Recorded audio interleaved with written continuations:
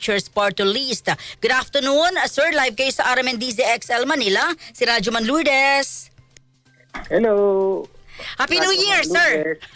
Happy New Year. Happy New Year. Sir, meron po kayong hamon. Ano po dito sa Malacanang at kay Yusek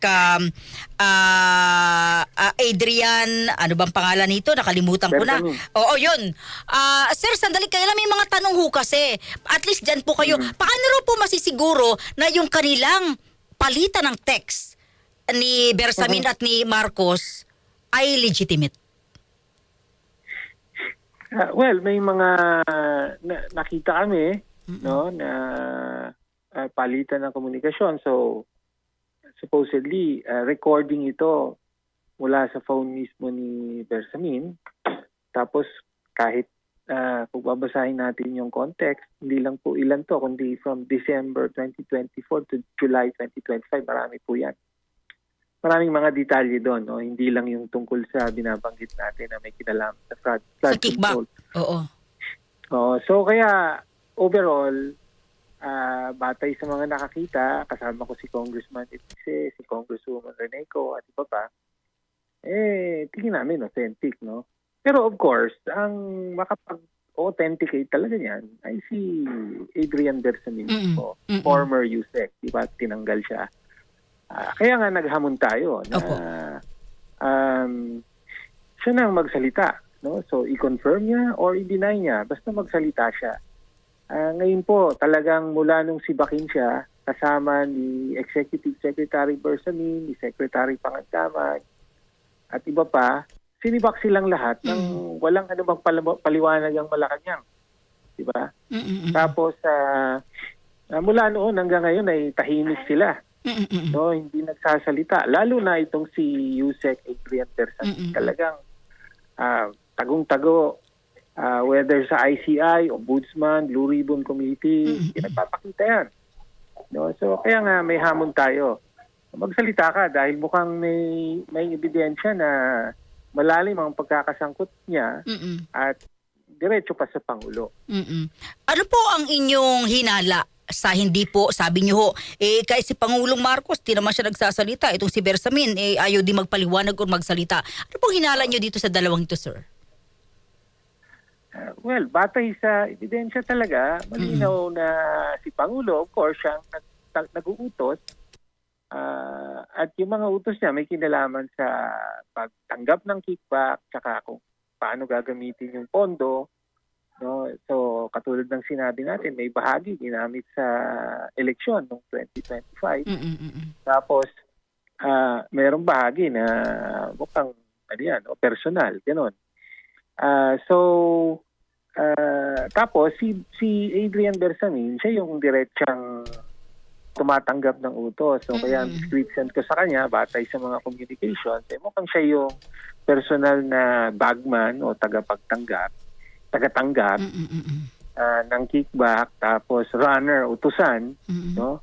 At saka disbursing officer dahil siya yung nagre-release ng pera upon approval of the president. No? So, ngayon, obviously, hindi basta-basta lalabas at aami ang dalawang yan, lalo na ang Pangulo. Pero, si Yusek Bersamin ay nandiyan lang sa tabi-tabihan. No? Anytime pwedeng magsalita. No? Kaya hinahamon natin na magsalita. So, kung gusto niyang i-deny, sabihin niya, pawang kasinungalingan tong nakita namin at tong sinasabi ko at saka ni Congressman Elise, di mag-deny siya. No? Pero sa ngayon, tahimik lang talaga. So what if talagang hindi ho siya lumabas? Wala ho bang move na gagawin po yung ACT Teachers Party List at yung Makabayan Bloc? Well, in the next few days, tingin ko may mga ibang posibleng galaw. For example, may mga mananawagan siguro na dapat imbestigahan siya. So, let's wait and see. Oo. May tanong ho rito, bakit to hindi ito na isama sa impeachment details nung kay Pangulong Marcos?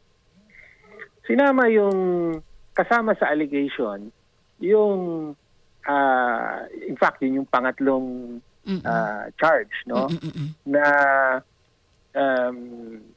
nagpa-insert si Pangulong Marcos ng 100 billion sa 2025 GAA tapos tumanggap siya ng at least 8 billion na kickback mula kay Yusek Bernardo na dumaan kina Yusek Trajib Olaybar at Yusek Adrian Bersamin. Nandun po yan sa impeachment complaint na aming in-endorse. No? Ngayon, yung sinasabing hindi ito nilabas, well, una, hindi pa naman panahon na paglabas ng ng ebidensya eh. Yung determination of sufficiency in substance. Wala pa po tayo sa ebidensya dyan. No? At hindi yung mga kongresista, if ever, ang sasagot, no, ang kikilatis at sasagot tungkol sa ebidensya, yung Pangulo mismo, siya ang nasa posisyon para gawin yun. No? Kaya nga sinasabi natin, mukhang nag-abogado na ang mga congressman ng mayorya para sa Pangulo. No? But anyway, siguro kung ang tanong, bakit hindi ito nilabas earlier, Opo. ay, well, ang sabi natin, si Congressman Leviste na siyang may hawak ng mga yan, lumapit na siya, late na. So, kaya ayun, ngayon na lang nilabas yan. Diba? Representative, honestly, no, naniniwala naman kayo kay Representative Leviste? Well, naniniwala ako dun sa pinakita niya. No? Ano mga pinakita niya? Pinakita niya, meron siyang CCTV footage sa bahay nila. Bahay ni Leviste. At pinakita niya yung footage, pumunta doon si Bersamin, kasama niya, papasok, saka palabas. Ang kwento niya ay sa bahay niya ginawa ni Adrian Bersamin yung mga affidavit at recording ng mga komunikasyon na ito. No? So, yun, kasama yun sa pinakita sa amin. So, pinaniniwalaan natin yun. No? Pero nasa na ho siya ngayon, sir, kung talagang gusto niya ng pagbabago, ipakita Sino talaga po? si Ginoong Leviste? Ay, siya na po ang tanongin nyo. No? I think, malinaw naman, may sarili siyang mga motibo. No? Originally, kaya niya kami kinausap dahil sabi niya, gusto niya na raw ilabas. Naghahanap siya ng mga susuporta sa kanya. Okay. Kaya sabi ko nga, hindi lang naman ako yung pinakitaan. Binanggit ko si Congressman Erizo, pero meron mga iba pa. No, tapos kami lahat handa ng mag-support, no? Sa kapag nilabas niya to. Pero at the last minute, Oo, tama. umatras siya. Oo. Parang gano'n. No? So, may mga sariling motibo siya. Wala tayong magagawa ron. Basta ako naman, ang motibo ko dito ay ako, parang hindi katanggap-tanggap sa akin na may nalalaman tayong ganyan. Tapos, lilihim lang. No? Hindi mabuti pa, alam na ng lahat. At para, mahusgahan na rin. Okay, ano yung mga motibo ng iba't ibang parties dito? Basta, ang gusto natin ay, ilabas ang katotohanan. At I think, ang importante, tinuturo ng communications na ito kung saan dapat magtungo ang investigasyon sa flood control. Kung gusto natin talagang matunton yung pinaka-responsable. Oo. Tumuturo ito sa Malacanang. Opo. Bakit ho kayo ang tingin yung nilapitan niya na pwede naman po rin yung nanay niya? I'm sure alam naman ito ng nanay niya. Pero ang nanay niya kasi sir, hindi talaga nagsasalita eh. Wala na akong masasabi doon. Okay. But anyway, bakit kami nilapitan? Well, I think kasi kami yung nag-endorse ng impeachment complaint. So yun yung reason kung bakit. Okay. Pero hindi lang naman kami ang nilapitan. Sabi ko nga, halimbawa si Congressman Erice, rin siya, di ba? Lumalabas din naman siya in public also talking about this. Hindi naman siya endorser ng impeachment complaint. So, may mga iba, marami siyang kinausap.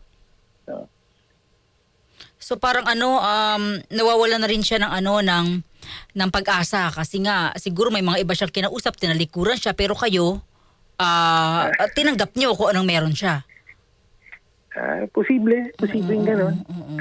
Kasi sabi ko naman Malacanang may nagpapatakbo lang daw po sa kanya. I mean, may nasa likod niya. Well, publiko na. Tayo na ang humusga dyan. Sabi ko nga, no? I mean, di naman lingid sa ating kaalaman. May mga sariling interest si Congressman Libiste, yung kanyang negosyo sa solar, na parang ngayon, no? May mga Pinag-iinitan. investigahan ngayon ng Opo. Department of Energy. So, well, concern niya yun. Basta, ang concern natin dito, may pinakita siya, tas mukhang authentic. At hindi pwedeng, kung gayon, hindi pwedeng basta isang tabi. So, dapat malaman ng lahat at dapat maimbestigahan. Yun, kung fake pala to, etc., napakadali naman magsalita lang si Yusek Bersamin. Isang salita lang niya, sabihin niya, fake to, di tapos na. Di ba? Okay. Kaya lang, ilang araw na to, ni isang salita, wala tayong naririnig. Wala kay Yusek Bersamin. Ba't kaya? Yun ang tanong. Representative, sa iba pong tanong, no, mabilisan lamang po ito. Ano po ang inyong say sa trimester na, well, tumambyo na po ang DepEd, pero ito ho ba'y tingin nyo na papanahon dapat para sa ating mga mag-aaral?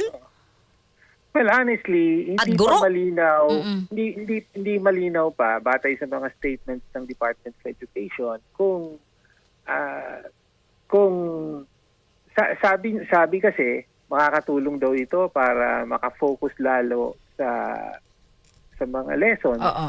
ang mga estudyante. Pero sa totoo lang, batay sa mga press release pa lang naman na nakikita ko about this, hindi naman malinaw kung paano mangyayari yun. No? So, marami pang mga questions na kailangan masagot. Siguro, kailangan mapaliwanag sa publiko, sa mga estudyante, sa mga magulang, sa mga teachers na mag-i-implement nito. No? Mahirap naman kung ang gagawin ng DepEd, biglang mag-a-anunsyo niyan tapos mag-i-implement na. Diba?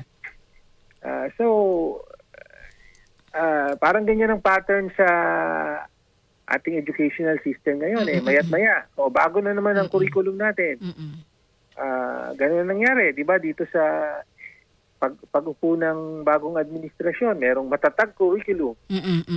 Tapos nung napalitan si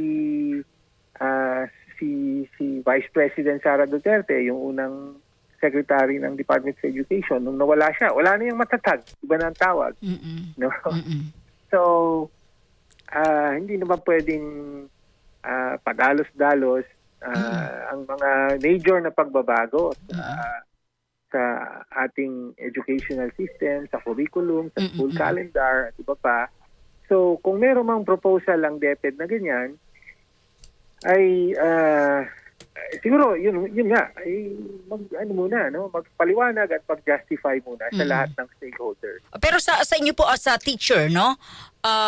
Makatutulong po ba ito sa opinion niyo lang po? Actually, I don't know. I've never experienced. Ako nagturo for more than 20 years. Hindi pa ako naka-experience ng Trimester, opo. So, alam naman natin, sa Lasal lang yan. Mostly, di ba? Ganon. So honestly, I don't know kung ano advantage ng trimester over Dalawa lang. two semesters sa isang school year. No? So hindi klaro.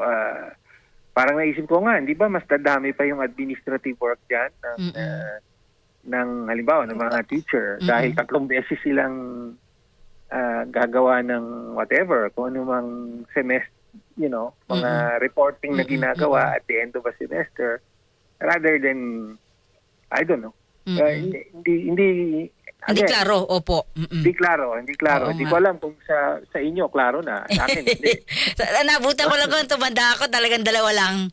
Kaya nga yun. Saka Pareho tayo. gasto, sir, sana wag na, no? I don't know, baka may 3 bayaran tuition pa yun, sir, ha?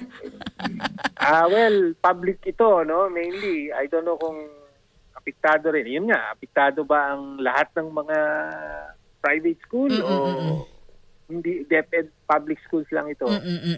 Marami pang mga tanong po. Oo. Yun ang unang masasabi natin dyan. Representative, salamat sa oras. Alam ko ho, bakasyon mo na ngayon pero napagbigyan niyo po kami. Thank you. Happy New Year, sir. Okay, Thank Happy you. New Year.